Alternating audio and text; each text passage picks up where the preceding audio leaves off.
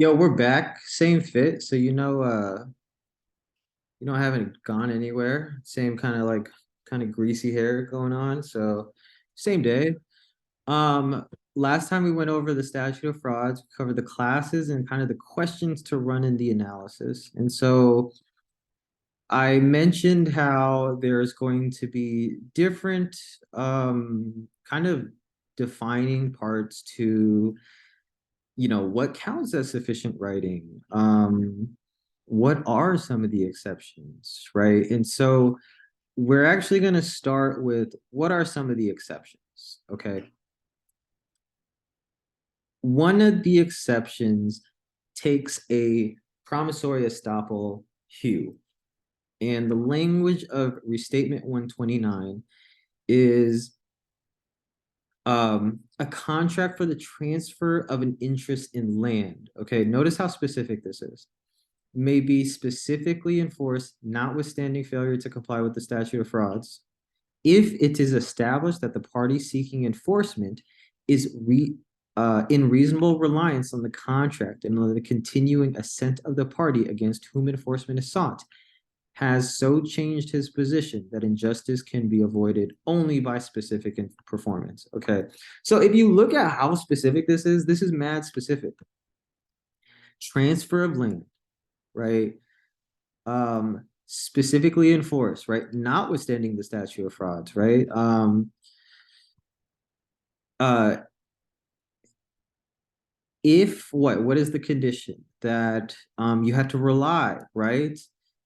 And not only that, but like on continuing assent of the party, um, right? You find that the other person changed their mind for some reason, that injustice can be avoided, where it would simply be unfair to a large degree if it wasn't enforced. And it's not even like monetary damages, it's specific enforcement. And so carrying out the act. And so you can kind of paint what the situation would look like. Land is given, or sorry, a deal for land is made. And maybe it was a little unclear, but because they really reasonably relied on it, and because going back to the requirements of, restatement 90, that, where is that thing? That the party who had the land could reasonably see somebody relying on it, in that um, at the point where the suit comes into play, like there's just no way to kind of like not do the contract, because if you didn't do the contract, it would just seem so unfair, right? Um, then right, you run section 129, which says like, well, you get to keep the land, right? And like specific performance in this part, like I can't really think of another specific performance situation where it fits all these requirements, where the specific enforcement is just you get to keep the land, or you get to, yeah. So, what is my language here? This is an exception of the statute of frauds in respect to land. Specific performance can be done when the only way to avoid injustice is to do the specific performance for a party who reasonably relied. So if we go here, right, to kind of like think how this works, right, we see the fact pattern. It's a land fact pattern. Um, Actually, no, let's go over a case. This case, I think this case demonstrates this land restatement 129 reliance exception really well. And it's Beaver versus Brumlow. In a lot of the statute of frauds cases, I actually made really explicit, because in my outline, I gave it general headings, right? Like promissory estoppel, charitable pledges, layered contracts, predominant purpose test, right? For statute of frauds, I think these are to illustrate how it works. I don't know why it made more sense to do it, but I think it does, because it runs the analysis, and that way I can see how it works. But Beaver versus Bromo, this is in 2010. And so this is that case where there's two dudes. One of them worked for the other one. Okay, so red flag right there. And he bought land from his boss. Okay, red flag number two. Don't do that. Not only that, but he put the mobile home on it. I mean, you may want to do that actually. That's dumb advice. Just be smart about it. Um, he put the double decker motor mobile home, and I actually thought double mobile homes were like just giant trailers, but they're not.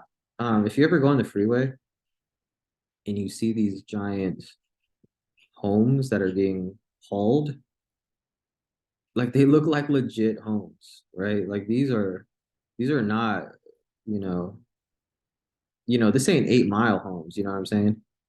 So, um, where was I? Okay, he bought the home, put it there with his spouse, and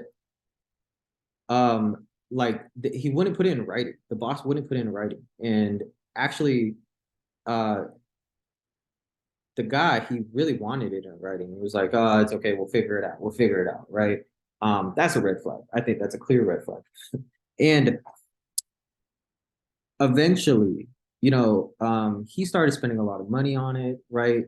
He, put a septic system. He put uh, a house skirt on it. He had, he made and relied on the deal that he thought was going down. And then I believe Brumlow in this situation. Maybe it was Beaver, but the boss essentially gets mad and reneges on the deal because uh, Beaver changes jobs, and not only does he change jobs, but he changes to the competitor of his previous job, and so just to add insult to injury right there. And so not only that, but Brumlow also realized that if he wanted to sell the deed to the land in order to make this deal go through, he would actually have to pay the mortgage tax up front right there. And so that was an added disincentive for him to actually get this through. Both of those combined, he just took it back. He was like, I takes backsies. And Beaver said, no take backsies because promissory estoppel. So the analysis here ran that, well, does the UCC apply? Okay, so like if you go down our map, does the UCC apply? No. Okay. Well, does the statute of frauds apply because it is land? Yes, it is land here. It's not the home, it's the land. Okay. And so now we go, well, was their writing sufficient? No, he failed to be writing. Beaver asked him repeatedly to get writing. And Bromlow was just like, no, we'll work it out. We'll work it out. Just like, hit me back another day. And so now we go, are there exceptions? And the court said yes. The court said yes because Beaver had tried so hard and he relied on it. He built his life, or he built like a good part of his life there. He spent, I believe, like 80 something thousand. If it's not 80,000, I think it was around 60 something $1,000 on this home. And so because of that, it was enforceable because it fell into one of the exceptions. And once again, it's this exception, the 129 exception, reasonable reliance, aka a little bit of a promissory estoppel up in there. Okay. All right, moving on to the next one. Stay tuned.